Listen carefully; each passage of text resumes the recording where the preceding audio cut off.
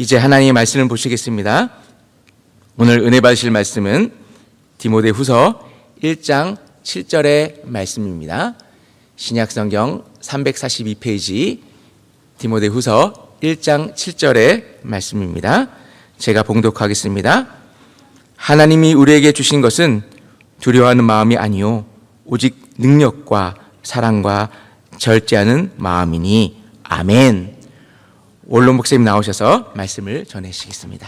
세월을 생각하면 해방 후 76년 동안 이 땅에 한없는 축복을 주셨다고 생각이 됩니다. 갑작스러운 이번 사태를 맞이해서 우리가 모두 놀랐는데 이렇게 놀라면서 이런 생각도 해봅니다. 아하, 통일이 이렇게도 올 수 있겠구나. 잠자고 났더니 베를린 장막이 무너졌단 말이에요. 아무도 예상 못했습니다.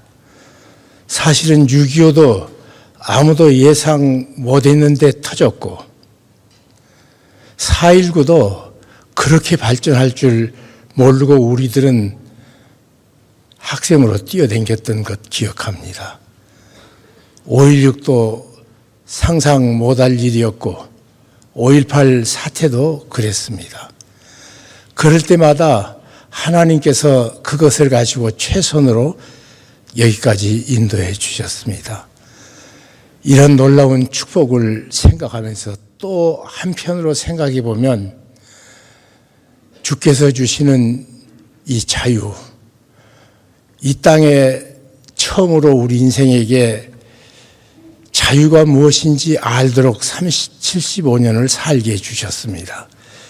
이 땅에 자유가 없었습니다. 왕 한 사람 외에는 자유가 없는 세월을 살았고 지금도 세계 곳곳에 최고 권력자 이외에는 자유가 없는 인생을 사는 것이 그렇게 많습니다. 이런 축복을 우리들은 방자하게 살았고 하나님께서 엄청난 부여를 주셨습니다.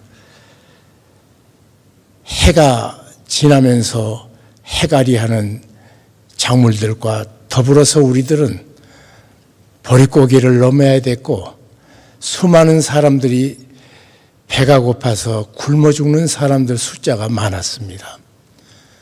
그런데 하나님께서 이 땅에 처음으로 허리를 펴고 사는 세월을 75년 허락해 주셨습니다. 그런데 이 풍요를 가지고 우리들은 방탕으로 이 나라가 흘러갔고 교회도 힘없이 그 방탕에 동조하는 형국, 하나님의 진노의 손길이 와야 될 그런 시기가 됐다고 탄식하는 사태까지 이르렀습니다. 이럴 때 우리나라 정변이 일어났고 이럴 때 세계 경제가 흔들리고 세계가 전쟁의 전쟁으로도 깊어지는 이때 우리들이 어떻게 앞으로 살아야 될까? 그리스도인들은 이때 어떻게 인생은 이렇게 사는 것이 바른 인생이라고 우리 삶으로 보여지는 인생을 살 수 있을까 고민하지 않을 수가 없습니다. 제가 옛날에 당구를 좀 쳐본 적이 있는데 한 200 정도 쳤습니다. 근데 당구를 치면 어려운 볼을 때리는 것이 아니라 쉬운 길이 올라가면 올라갈수록 보입니다. 그러니까 제일 초짜들은 굉장히 어렵게 봐요. 이 흐름을. 그런데 치면 칠수록 쉬운 것이 보이는 것이 인생을 오래 살아본 사람들, 그분들 앞에 나아가보는 것은 지혜가 아닌가 그렇게 생각됩니다. 제가 1965년 잊을 수 없는 날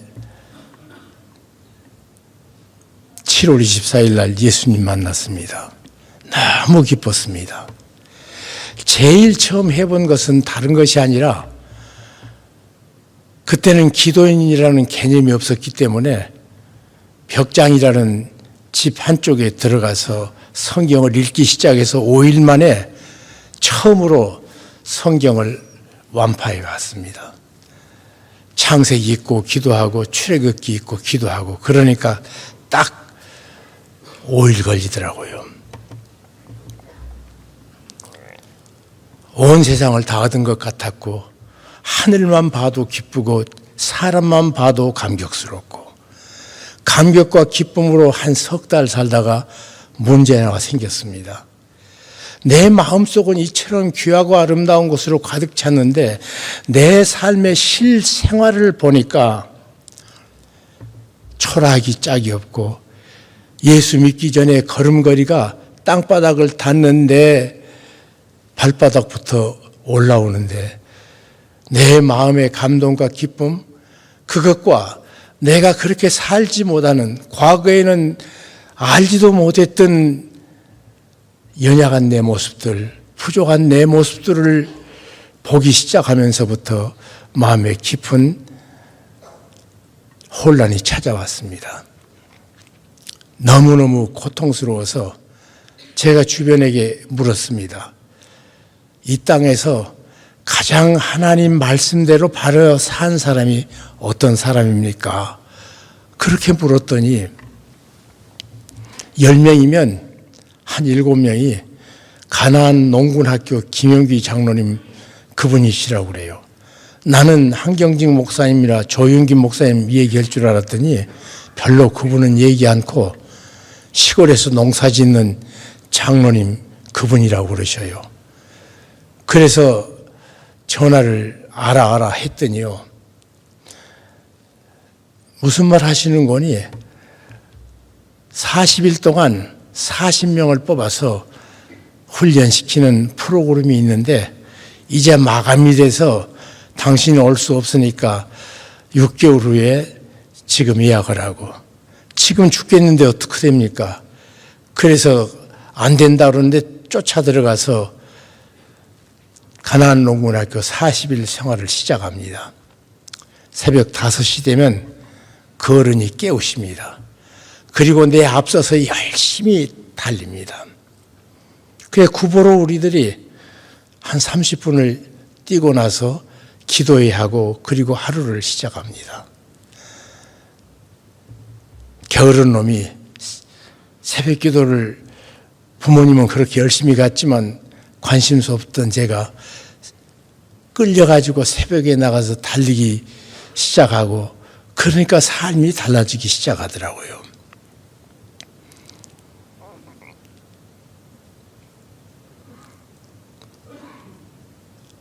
일할 적에도 목표가 있습니다. 3시간 일해야 밥을 먹을 수 있습니다. 일하기 싫거든 먹지도 말라. 구호예요, 하여튼. 그렇게 지나다가 40일이 끝나는 날 나오는데 마지막에 그 어른이 주신 말씀이 이것이었습니다. 여러분이 앞으로 세상에 나가 살 때 다른 건 다 잊어도 괜찮은데 이거 하나 해보라고. 그러면서 말씀하시기를 당신들이 말을 할 적에 보증수표 같은 얘기를 하게. 그것이 남았습니다. 말씀을 받았습니다. 또 쉽지 않아요, 말이. 뭐 어려운 것도 아니고 철학도 아니고 무슨 도덕 교과서도 아니고 네가 말할 적에 보증수표 같은 말을 하라. 그러나 실제로 사는 것은 굉장히 어려웠습니다. 그러나 그렇게 살다 보니까 오늘 내가 여기까지 오는데 귀한 밑받침이 되었고 문제를 해결할 적에 이 말씀이 내게 많은 도움을 주셔서 여기까지 오게 됐습니다. 제가 북한에 가서 일할 적에도 25년 동안 저들을 도울 수 있었던 것 딱 그 말 한마디예요. 말 한마디가 보증수표 같아야 된다. 가면은 저희들이 몇 가지 원칙을 세웠습니다. 절대 현찰 안 준다. 그리고 국가가 만든 지침을 내가 반드시 지킨다. 이렇게 갔는데 가면 이 사람들이 돈 달라고 그럽니다. 현찰을. 현찰 주면 반드시 안 갑니다. 주는 목적대로 쓰여지지 않습니다. 그래서 언제나 물건으로 갖다 줍니다. 천덕리에 집 500채 지을 때도 돈을 안 주고 산 것은 자갈하고 모래, 그것이 전부고, 그리고 중국에 사다가 그만큼 우리 고학봉 장로님이 당시에 포항건설 사장님이셨기 때문에 계산해서 집 한 채가 지어지는 걸 패키지로 만들어서 계속 보냈습니다. 이 사람들이 나중에 그러더라고요. 온 세상에 집을 패키지 하나를 열어서 지어보면 못 2개, 3개도 안 남는다고. 그래서 자본주의는 이렇게 사업한다고. 좋은 교육이 되더라고요. 깜짝 놀랍니다, 이분들이. 그런데 이분들이 이것 달라 저것 달라 그러는데 국가에서 주지 말라는 것을 꼭 요구합니다. 그러면 하도 내게 조르기래 언제 그랬습니다. 다른 사람은 하는데 홍 목사 너는 왜 못하냐. 아니 나는 능력이 없어서 못하니까 할 수 있다는 사람한테 가라고. 그런데 내가 못하는 거 다른 데도 못하더라고요. 이분들이 그렇게 하다가 언제는 여러 사람이 한꺼번에 집중 공격하는 거예요, 저를. 그래서 북한 분들이 그랬습니다. 당신들은 외국 나가서 일할 적에 국가가 지시한 것을 말하지 않는 사람을 좋은 사람이라고 생각하는가 물었습니다. 그 질문에 아무도 대답 못하고 그 다음부터는 우리 국가 지침이라 그러면 저한테 욕을 하지 않더라고요. 그 다음부터는 쉬웠기 때문에 나중에 굉장히 재밌게 일했고, 또 어떻게든지 제게 약속을 받아내려고 하는 것은 한마디 말했으면 모든 걸 다 지켰기 때문에 그 일을 만들어내는 걸 보았습니다. 바보 같은데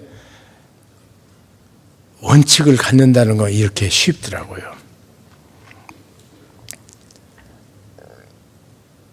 제가 목회자로 1972년 10월에 목사 안수를 받았습니다. 그 밤 지구를 맨 것처럼 무거웠습니다. 어떻게 이 길을 가야 되나. 저는 목사만은 어떻게든지 안 돼 보려고 노력했습니다. 그런데 몰려서 목사 안수를 그 밤에 받았습니다. 잠을 못 자는데 몸을 이리 뒤척 저리 뒤척했습니다. 제가 한쪽에서 서쪽 방에서 잤는데 그 시골집이 50평이 좀 넘은 큰 집입니다. 과거에 50평짜리 집은 굉장히 큰 집입니다. 끝에서 끝에 이렇게 자는데 내가 뒤척이는 소리를 듣고 아버지가 밤 2시 넘어서 찾아오셨어요.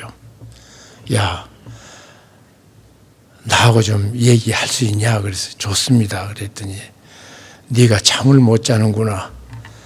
나도 너무 기쁘고 감격스러워서 잠을 잘 수 없구나. 내가 목사 되려고 그렇게 애쓰고 노력했는데 신학교 가자마자 6.25 맞아서 내 인생의 방향이 바꿔졌다. 그런데 사람 안 될 것 같은 네가 사람 되고 예수 믿고 나서 달라진 걸 그렇게 얘기하십니다. 그리고 목사까지 됐다니 이보다 더 큰 기쁨이 없구나. 그러면서 눈물을 글썽거리시더라고요. 그런데 말이야, 내가 너한테 꼭 해주고 싶은 말이 있어서 이렇게 찾아왔다. 말을 들을래? 그래요. 예, 들으십시오 하고 무릎을 꿇었습니다. 그러니까 제 아버지가 그렇게 말씀하셔요. 자기가 목사님들을 평생을 섬기고 같이 있었는데 네가 목사 되는 이 밤에 찾아와서 한 말은 내 아들은 이런 목사 되지 않기를 바라서 말한다 그러셔요. 그 첫 번째 말씀입니다.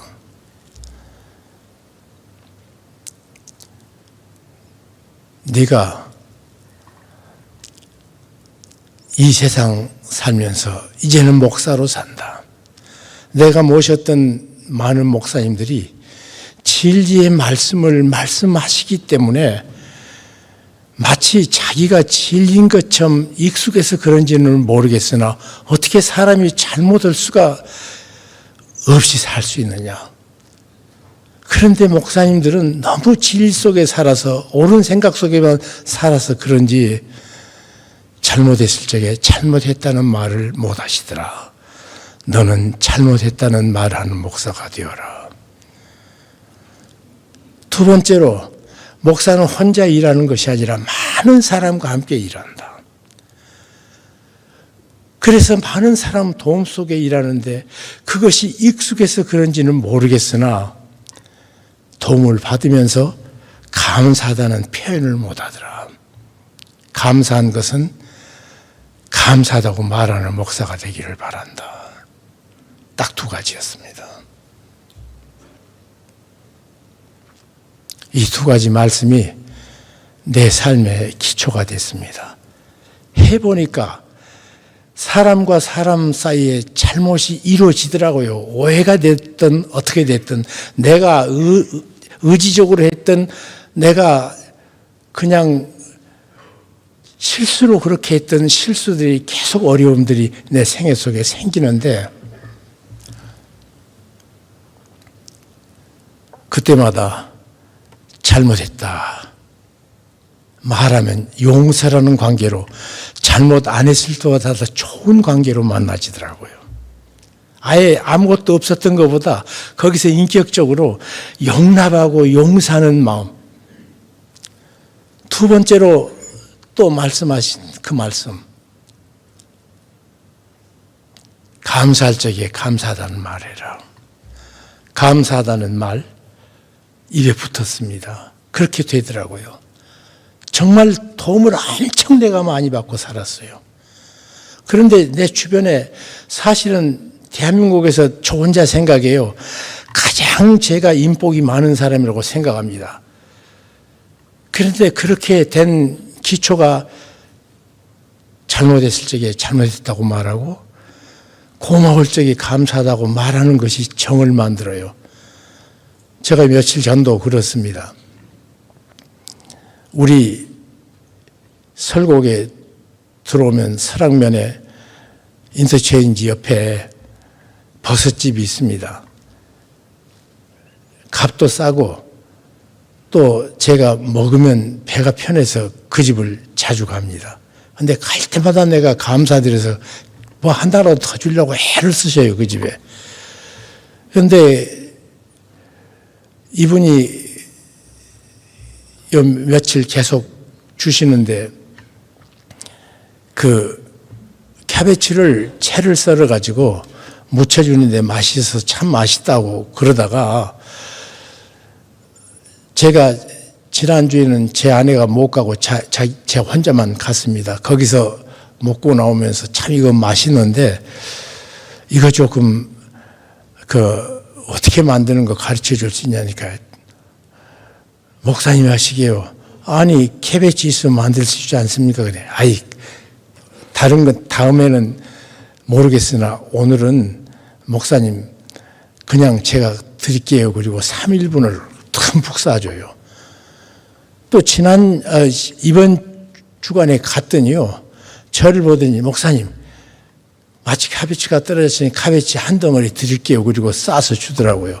이게 말 한마디 고맙다는 말이요. 이렇게 서로 정을 주고받아요. 뭐 사랑까지는 말 못하겠습니다만은 참 사람과 사람 사이에 정답게 하는 말이 잘못했을 적에 잘못했다는 말, 고마울 때는 고맙다고 하는 말, 이것이 인간관계를 참 풍성하게 하는 매개체가 됩니다.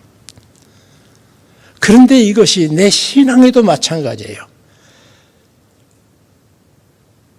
밤에 잠을 잘 때입니다. 하루 일과를 생각해 보면서 잘못한 것을 하나님, 이거 잘못했습니다.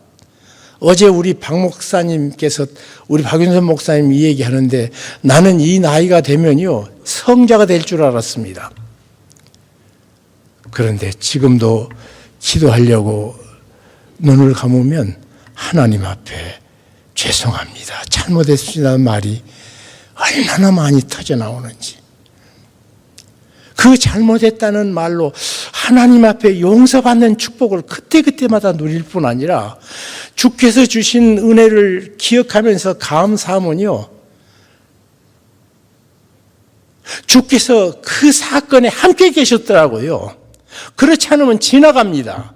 감사하면 주님께서 내가 감사하는 그 현장 속에 항상 계신 임마누엘이셔요. 임마누엘 하나님을 만나는 방법은 쉽습니다. 간단합니다. 하나님께서 도우심을 받을 때마다 감사하세요. 그때 하나님이 반드시 계십니다.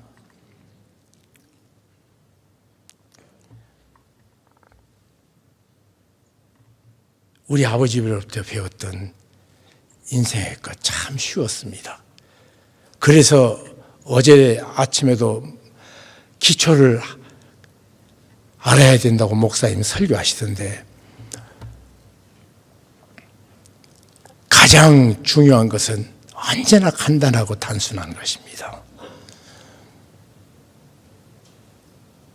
신명기 30장 11절에 이렇게 말했습니다. 내가 내게 명령한 것은 높은 곳에 있는 것도 아니고 멀리 있는 것도 아니라, 그래서 네가 그 살아야 될 하나님의 말씀 순종을 하기 위해서 하늘까지 올라갔다 내려올 필요도 없다. 그리고 멀리 바다까지 가서 그것을 가져올 필요도 없다. 내 입에 있고 내 마음에 있는 쉬운 것이라고 말합니다. 요즘 설교를 공교하게 하는 사람들이 너무 많아요. 도무지 저 혼자 외에는 해석할 수 없는 이상한 말을 가지고 사람들을 혼미하게 하는 건 많습니다.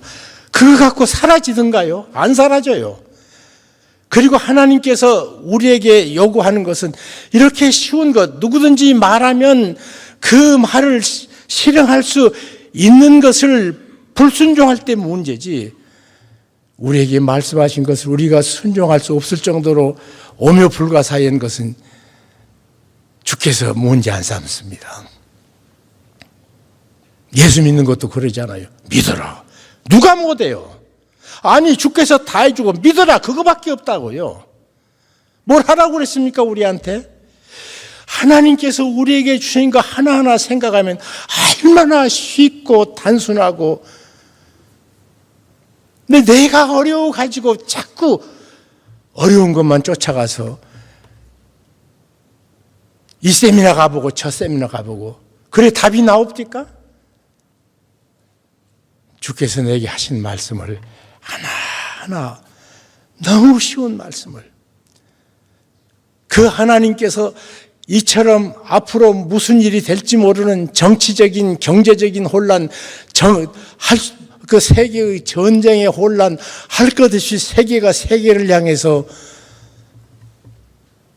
혼란을 극한 때 우리가 살아야 될 것, 이처럼 어려운 때에 한 젊은 청년 디모데가 고민하기 시작했습니다.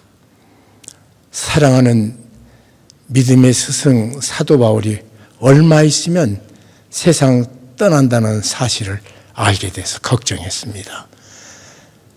이 디모데는 유약한 사람입니다. 수줍은 사람, 소극적인 사람, 활달하지 못해서 어디 앞에 나가 말하는 것, 사역이니까 말하지 어디 가서 말도 별로 많이 않고 조용히 앉아 있을 사람, 그런 사람이었습니다. 그래서 믿음의 스승이고 아버지이신 사도 바울의 지침 따라서 계속 사역했는데 그분이 떠나신다. 그리고 네로 황제의 무서운 핍박이 전 로마 전체를 고통을 그 시대에 걱정하는 아들 디모데를 향해서 이렇게 말씀하십니다. 하나님께서 우리에게 주신 것은 두려워하는 마음이 아니요 그랬습니다. 두려워하는 마음이 아니요. 하나님께서 제일 먼저 짚으신 것은 마음입니다. 여러분이 여러분의 마음을 언제 생각해 봤습니까? 하나님께서 인생을 보실 때 가장 소중하게 여기시는 것이 뭔 줄 아십니까? 마음입니다. 어디가 그런 말이 있습니까? 하나님의 사람 지혜자 솔로몬은 모르 지킬 만한 것 가운데 마음을 지키라. 생명의 근원이 이에서 남이니라 해요. 마음에서예요. 그리고 하나님께서 사람을 보실 적에 가장 먼저 보시는 것이 뭔가? 마음입니다. 그것은 사무엘상 16장 보면 압니다. 하나님께서 사무엘 선지에게 이새의 집에 가서 그 중에 내가 마음에 합한 한 사람을 찾는데 네가 가서 내 대신 만나라. 사무엘 앞에 7 아들이 섰습니다. 첫째 아들이 의젓하고 믿음직했습니다. 그런데 하나님께 지침을 주십니다. 나 여호와는 사람이 아니라 사람은 외모로 보지만 나는 그의 중심을 본다. 형만한 아우가 없다고 기름을 부으려고 그랬더니 아니다. 내가 저는 물리친다. 둘, 셋. 샴마라는 키가 큰 사울왕처럼 남보다 목 하나가 어깨 하나가 더 있는 셋째 아들. 역시 하나님께서 기뻐하시는 사람은 그래도 이처럼 듬직한 사람, 키도 크고 잘생긴 사람 아마 그런지 모르지. 내가 저를 버렸다. 그러면 또 지침을 말씀하십니다. 나는 사람을 외모로 보지 않고 그 중심을 본다. 7이 다 끝났습니다. 그래서 7이 끝났기 때문에 하도 이상해서 더 없냐고 묻습니다. 그러니까 아버지 이새가 말합니다. 한 놈이 있기는 있는데 이 7 가운데서 못 골랐으면 아닙니다. 내가 내 아들은 누구보다 잘 압니다. 아니라 그 아이를 데려오라. 내가 아이 올 때까지는 입에 아무것도 되지 않겠다. 기다린다고 말씀하십니다. 아버지의 전가를 받고 형님이 모두 집으로 갔기 때문에 하인들과 함께 형들이 하는 일까지 하느라고 이리저리 충성스럽게 뛰는 어린 소년이 아버지가 급히 부른다니까 힘차게 달려왔습니다. 한쪽에는 형님들이 어색하게 서 있고 늘 어디다 당당했던 아버지가 풀이 죽은 상태로 노인 앞에 어쩔 줄 몰라는 황공해하는 모습입니다. 눈을 들어 집에 처음 찾아온 노인을 봅니다. 그때 말합니다. 이 아이라. 이 만남을 사도 바울은 사도행전 13장 22절에 내가 이새의 아들 다윗을 만나니 내 마음에 합한 자라. 하나님이 아무것도 안 받습니다. 그 마음 하나만 받습니다. 마음 합한 것만 받습니다.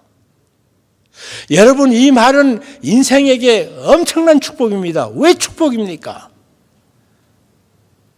여러분, 사람은 마음 못 보잖아요. 그리고 본 것이 외모 보고 실력 보고 돈 보고, 그리고 그 사람 영향력 보고, 그 사람 업적 보고, 그 사람의 그 가진 것을 보지, 그 사람은 안 보잖아요. 당신들 말할 적에 당신 외모 말하고, 당신 행실 말하지, 당신 마음을 말하는 사람이 있습니까? 아무도 안 봐요. 하나님만 마음을 보신 하나님. 이것은 나만 참으로 사랑하신 하나님. 내 주변의 조건 때문에 나를 사랑하는 것이 아니라 내 마음만을 보시고 나만 통째로 좋아하시는 유일하신 하나님. 부모도 자식을 외모로 봅니다. 나를만 보는 유일하신 분 하나님.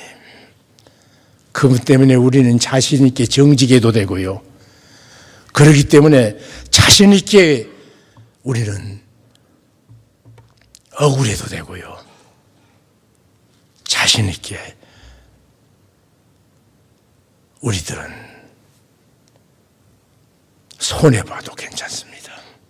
자신 있게 나만 보신 하나님. 근데 우리는 마음만 안 봐요. 언제 마음을 생각해 보셨습니까? 안 보고 사느냐고요? 보느냐고요? 아니, 내가 나에게 말해야 됩니다. 내 영혼아, 여호와를 송축하라. 다윗은 내 영혼에게 말하지 않아요. 우리는 두 가지 종류, 둘 중에 하나 그럽니다. 내가 나를 부를 적에는 싱거울 때 부르고요. 아주 심각할 때 내가 내 이름 부르지 않아요. 어쩌다가. 마음을 보신 하나님. 내 속에 있는 것들아 다 여호와를 송축하라. 하나님 앞에 찬송을 잃어버렸을 적에 내 영혼아 여호와를 송축하라고 부릅니다. 그러니까 모든 내 속에 있는 모든 것들아 의지야 교만 떨고 여호와만 바라봐라.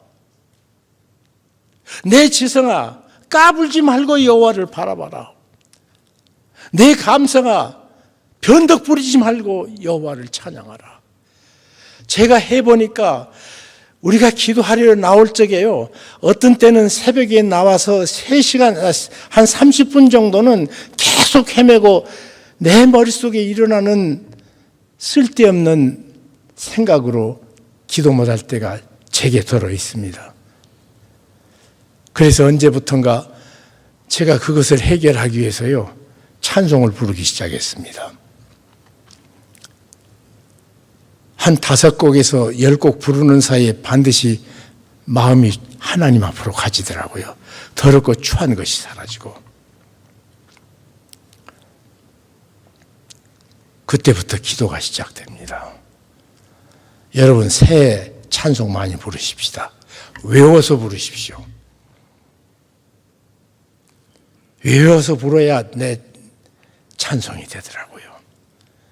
내가 트로트 가수한테 충격받은 것은 아니 그 세속 노래를 부르면서 몇백 곡을 어떤 사람은 2000곡까지 다 외운다고 그래요. 그런데 불러라 그러면 일어나서 그 감성까지 다 쏟아서 불어내는 걔들을 보고 내가 언제 저 아이들만큼 찬양을 집중적으로 불렀나 회개했습니다.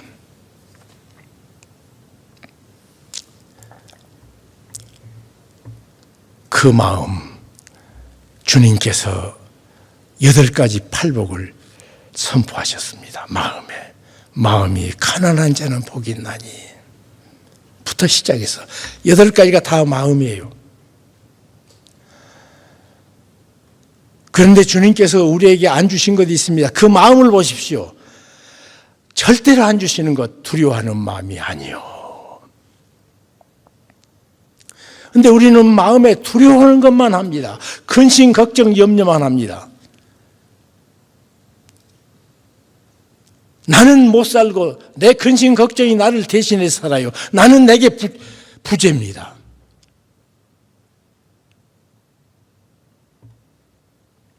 그 마음 속에 물을 넣으면 물통이고 밥을 넣으면 밥통이고 술을 넣으면 술통이고 쓰레기 넣으면 쓰레기통인데 내 마음속에 온갖 쓰레기를 담고 살지 않습니까?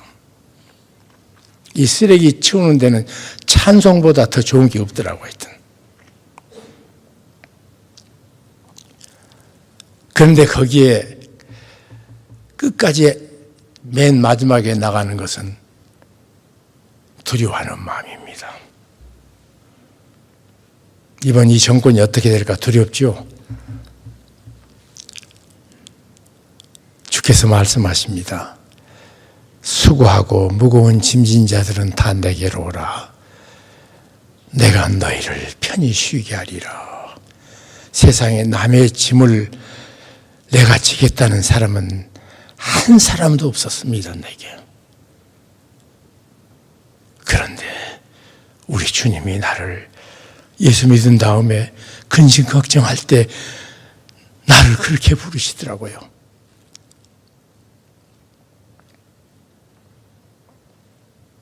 그래서 우리들은 어떤 짐이든지 기도로 주님 앞에 드립니다. 그러면 주께서 그 짐을 대신 져주십니다. 그리고 우리 마음속에 주신 것이 세 가지입니다. 첫 번째, 두려움 대신해 주신 것. 능력과 그랬습니다. 능력. 그런데 이 두나미스라는 이 단어가 여기서는 다이너마이트라는 소리거든요, 원래. 그런데 여기서는 두려움의 대칭으로 쓰기 때문에 담대함입니다. 담대함과.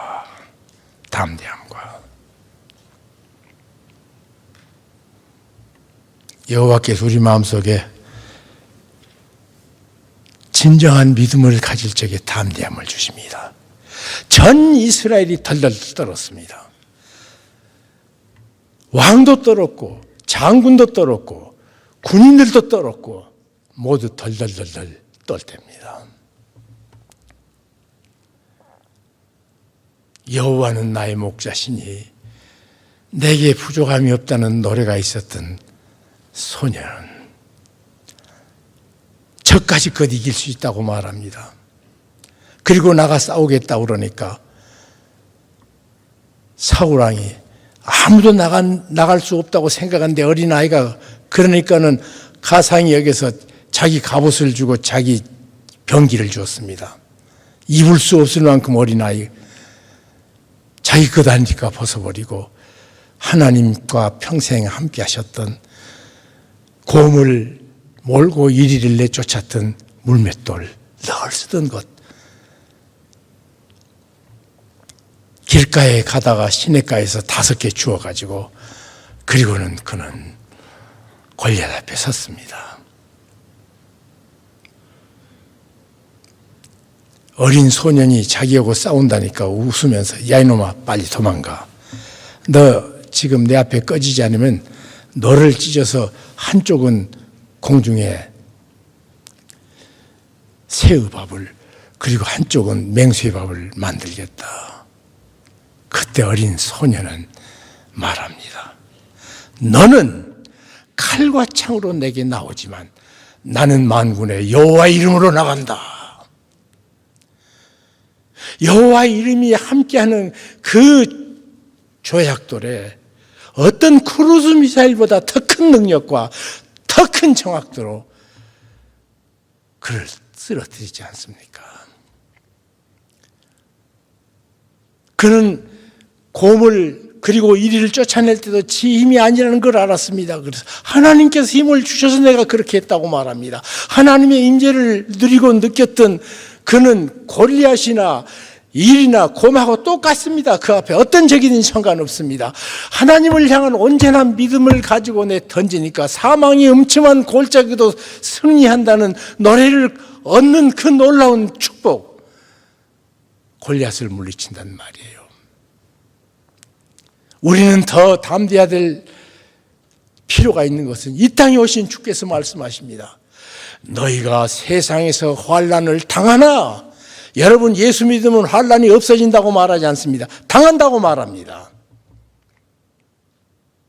내가 세상을 이겼노라 두려워 말라. 주님의 생애 전체로 내게 두려워하지 말라고 말합니다.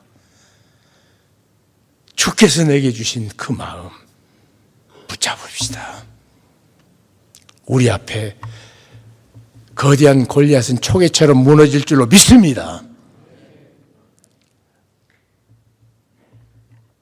두 번째로는 사랑과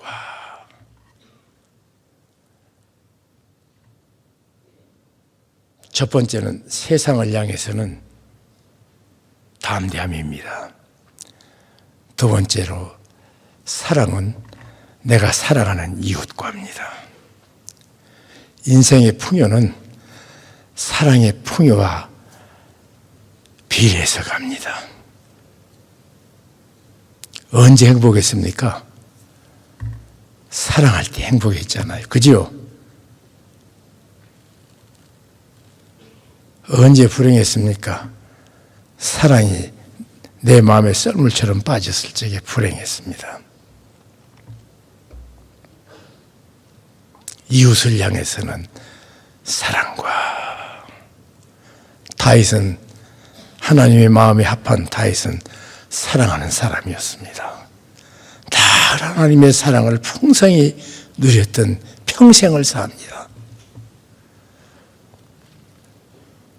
그가 자기 집에 있다가 보니까 그 사랑의 마음, 아니 나는 왕궁에 편한데 아직도 우리 주 여호와는 천막에 계신다. 그래서 하나님께 집을 지어드리고 싶어서 하나님 그분에게 고합니다. 근데 하나님께서 아니라 너는 피를 많이 흘렸기 때문에 너는 허락이 안 되고 네 아들에게 준다. 사실 말 않고 자기가 호의를 베푸니까 냅다 지 마음대로 지어드리면 되잖아요. 누가 봐도 지을 자격도 있고 지을 그런 여유도 가진 사람이 자기 마음대로 할 수 있는데도 하나님께 물었더니 안 된다. 그러니까 그것마저도 순종하는 사랑의 사람. 하나님을 향해서 얼마나 풍성하게 마음을 쏟았던지요. 다윗의 생애만큼 하나님 앞에 많이 드린 사람이 없습니다. 근데 저희도 이런 일이 있었습니다. 이 건물 지을 적에 손봉호 박사하고 둘이 그랬습니다. 우리가 뭐 호사롭게 해본 건 없지만 내가 보니 장애인 학교는 지어놓은 곳마다 가보니 불편한 건물을 지어놓고 장애인 보고 그 불편한 장애스러운 건물을 쓰라고 그럽니다. 우리는 장애인들이 살 수 있는 학교를 지읍시다. 그리고 우리의 최선으로 정성을 들이는 건물을 지읍시다 하고 이 건물을 지었습니다. 그때는 이게 없었어요. 이 학사동만 있었어요.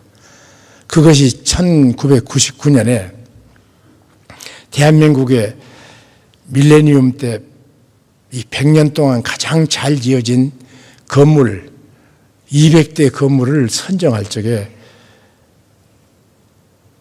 12월 27일인가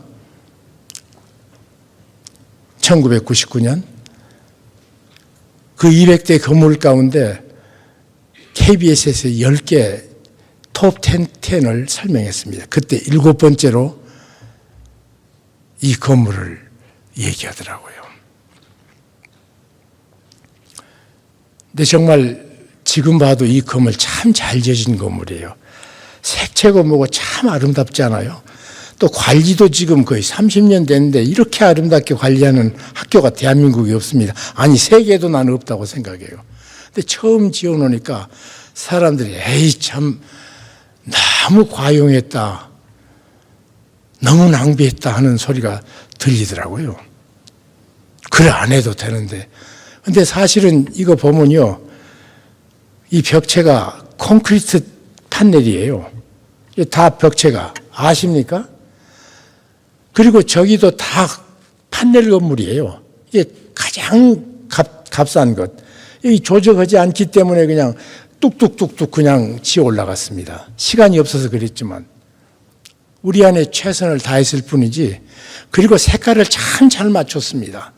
아니 기둥 하나 세운데도 삐뚤삐뚤한데도 참 예술적 아니에요? 그 작품입니다. 다. 그렇게 일부러 지었어요. 그랬더니 낭비했다고 그래요. 사실은 낭비는 유골 선생이 낭비를 엄청 많이 했죠. 이 건물 짓느라고 요구가 많아가지고. 그때는 그냥 지나갔어요. 아, 잘 지었다는 말이구나 그랬는데 이 세라믹 홀 얘기를 다 지은 다음에 정림 건축 김정철 회장님 그분이 와서 보시더니 특별히 세라믹 홀 앞에서요. 이리 보고 저리 보더니 목사님 이거 유네스코에 한번 등재할 만하네요. 그러셔요. 그래서 내가 유네스코 등재하면 어떻게 되는가 그러니까 유네스코에서 돈은 나오더라고요. 그런데 아무것도 쓸 수가 없어요. 우리는 지금 장애인 아이들 뛰어놀으라고 지었는데 그래서 회장님 다음에 만나서 아니 우리는 장애인 아이들 쓰도록 했습니다. 그러니까 웃으면서 그것이 더 좋네요. 그러시더라고요. 그런데 이거 준공하던 날 한 분이 대표적으로 에이 또 낭비 심하다 그래요. 처음에는 칭찬으로 알았는데 이제는 아 정말 이분들이 비꼬는 말이구나 알아들어서 마음이 삭으려고 드는데 마음속에 하나님께서 그러시는 거예요. 낭비가 아니면 사랑이 아니다. 우리가 왜 자식들에게 그렇게 낭비합니까? 얼마나 낭비했어요? 왜 그랬습니까? 이유는 딱 한 가지. 사랑하기 때문에. 사랑하기 때문에. 우리가 사랑 안 되는데 낭비가 되더냐고요.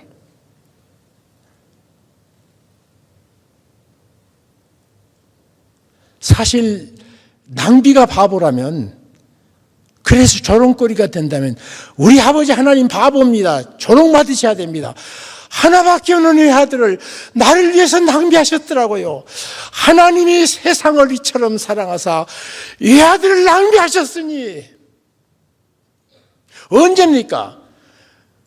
그것도 우리가 아직 죄인 되었을 적에 그리스도께서 우리를 위하여 죽으심으로 하나님께서 우리에 대한 자기의 사랑을 나타내시느니라.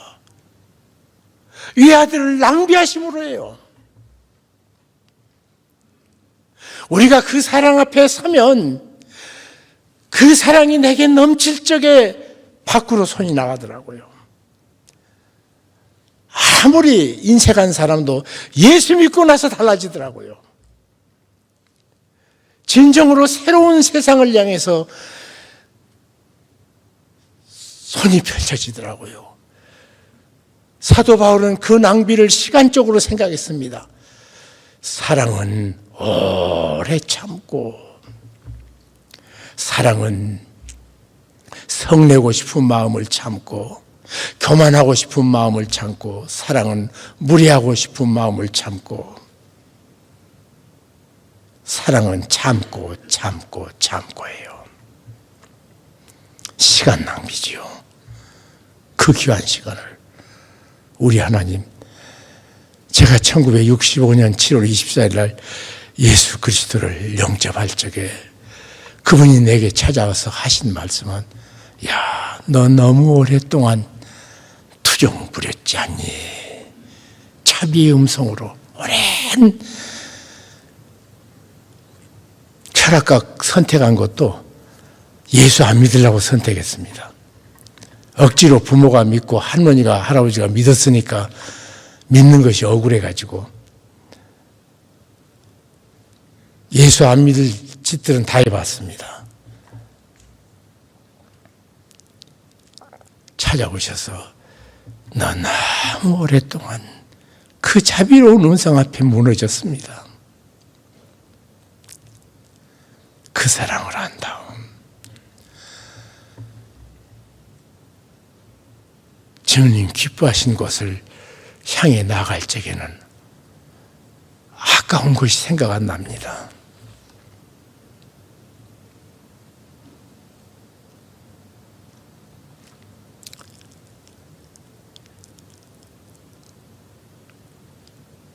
여러분,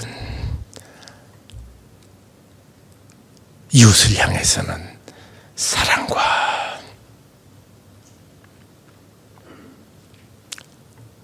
분명합니다. 여러분이 사랑한 만큼 행복할 것입니다. 여러분이 사랑한 것만큼 부유해질 것입니다. 물질을 안 줘도 괜찮아요. 오래 참고 시간 들일 수 있지 않아요. 세 번째로 절제하는 마음이니, 이 전 성경은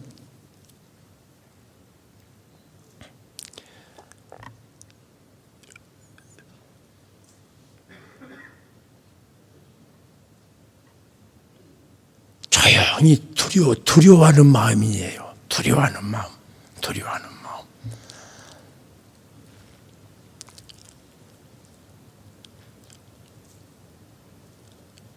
다윗이 다윗된 것, 세상에 그보다 더 부자가 없고요, 그보다 엄청난 정치가 없고요, 전쟁하면 백전백승의 용장이고요, 이처럼 한쪽이 발달되면 발달 안 되는, 감성은 발달 안 되는데 그분은 하프를 치면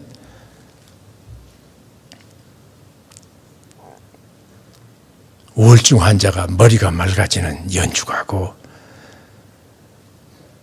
노벨 문학상을 받은 사람이 다윗 같은 시 한 편 쓰고 죽고 싶다, 그것이 열망인 시편을 100편이나 썼고, 얼마나 풍성해요. 그것만 풍성합니까? 너무 뛰어나면요, 다른 사람이 사람으로 안 보이니까 교만하기 짝이 없어 안 보여.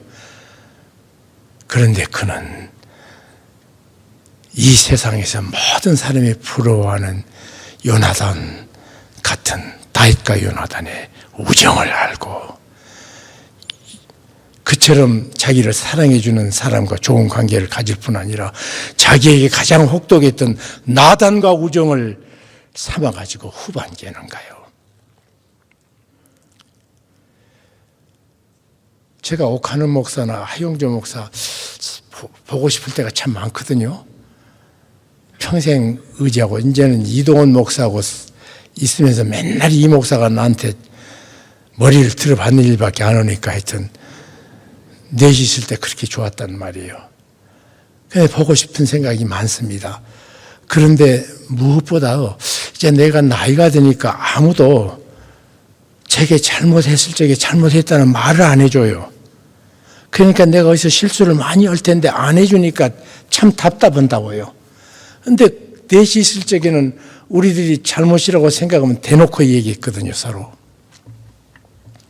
왜냐하면 교인들이 목사를 잘못을 얘기를 않더라고요. 그러니까 우리끼리는 만나서 해줍니다. 이번 이런 일 했다며 교인들이 이런 거 놔라 해줘요, 그냥. 그래서 잘못을 잡았는데 그 친구가 보고 싶은 것보다 내게 진실을 말해줄 사람이 없는 것이 참 손해다는 생각 가져요. 그런데 나단이 다윗 앞에 흉악한 죄를 말하니까 사람은 자기 잘못을 모르잖아요. 어느 놈이 그러냐고. 내 다스리는 땅에서 그놈을 당장 잡아다가 능지처참하겠다니까 바로 그놈이 당신이라고.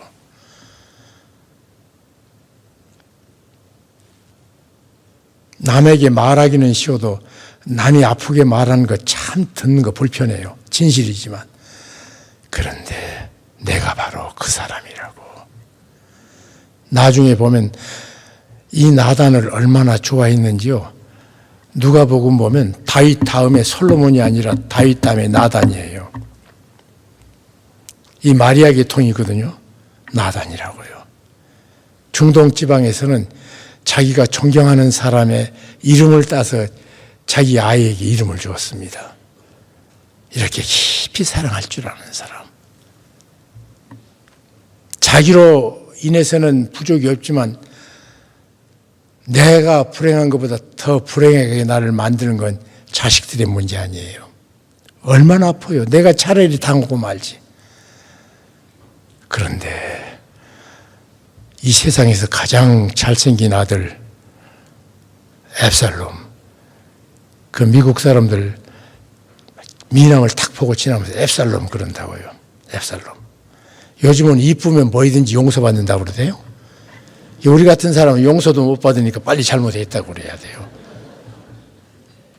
근데 압살롬 같은 역사상 그보다 더 미남이 없는 머리칼 하나까지 다 잘생긴 압살롬. 얼마나 뻑했겠어요. 아니 잘생기만 하면 뭐해. 머저리면. 그런데 지혜자 중에 지혜자인 누구? 몰라요? 이 동네는 모른다. 솔로몬. 얼마나 좋았겠어요. 우리는 조그마한 것만 있어도 자랑하기를 좋아하고 교만하기를 좋아합니다. 그런데 그가 끝까지 교만하지 않을 수 있었던 것은 그의 신앙 고백을 3번 하는데 임종 때마저 이런 고백합니다. 여호와여, 내가 누구이고 무엇이길래. 그는 항상 하나님께서 주신 이것에 둘러싸여 가지고 하나님 앞에 가는 것이 아니라 베들레헴 자기 집에 찾아오셨을 때에 만나주신 그 하나님 앞에 그 어린 처음 온전한 자기 마음을 본 그 주님 앞에 마음으로 나갔던 다윗. 그의 입에 붙은 말, 여호와여, 내가 누구이고 무엇이길래. 누구이고 무엇이길래. 이것이 다윗을 다윗되게 만들었습니다. 그리고 사도 바울이 바울되게 만들었던 말은 고린도전서 9장 27절에 내가 나를 쳐서 복종케 하면 내가 남은 구원해놓고 남은 멸망당할까 봐 심히 두려워했도다. 다른 사람은 구원했던 이 전도자가 나는 주님의 멸망 자리에 있는가 심히 두려워했다고 덜덜 떨고 사는 이 경건한 두려움. 이것이 바울이 바울 되게 했습니다. 사랑하는 성도 여러분, 어려운 세상을 사는 여러분에게 세상을 향해서는 담대함. 우리 마음에 주셨어요. 어제도 목사님이 이미 받고 좋은데 왜 그거 못 사냐고 그러셨는데 마찬가지요. 마음에 주셨어요. 주셨어. 주시기를 기뻐해요. 또 사람과 사람 사이에는 사랑과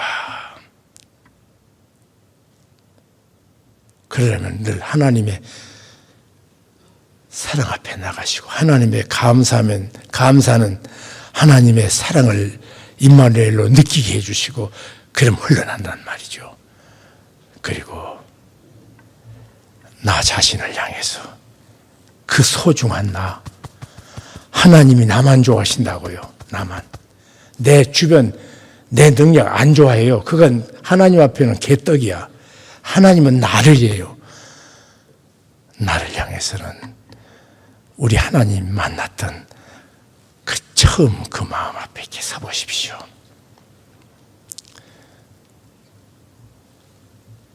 이 사랑하는 이로 말미암아 우리는 넉넉히 이기느니라. 믿습니까? 어떤 환난이하고도 어떤 재앙이 이 땅에 부딪혀도 이 3가지가 우리에게 있는 한 하나님이 사랑하는 여러분을 무너뜨릴 수 없습니다. 이것이 2025년 새해 주께서 주신 두 번째 말씀이십니다. 기도하겠습니다.